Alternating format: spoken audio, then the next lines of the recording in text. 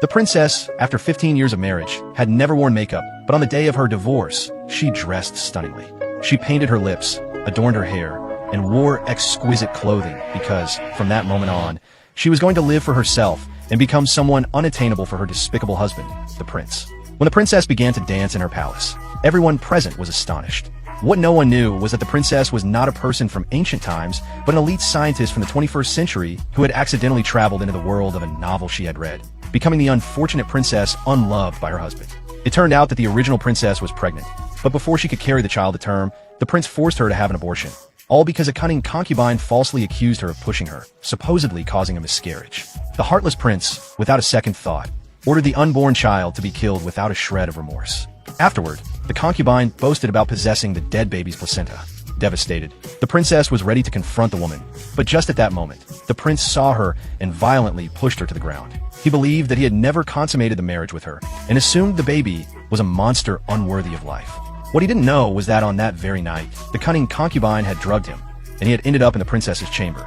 No matter how much the princess tried to explain, he refused to believe a word. He pushed her again, and tragically, she died instantly.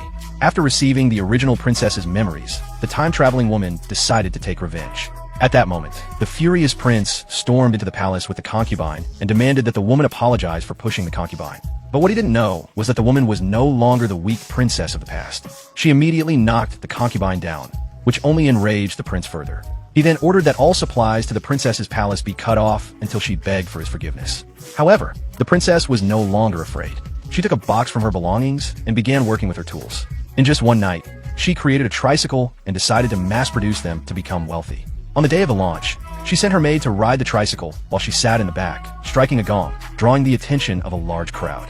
Everyone was intrigued by this innovative tricycle. Seizing the opportunity, she began selling them, offering a special promotion for groups of 3.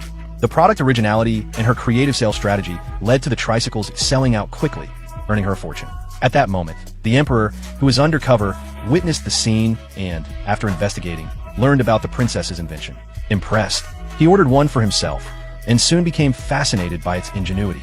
Upon discovering that the creator of the tricycle was the famous princess, the emperor immediately summoned the prince and ordered him to bring the entire family to the palace to attend the empress's birthday banquet. However, when the prince arrived at the princess's palace, he was greeted with a bucket of spiritual waste dumped right on him.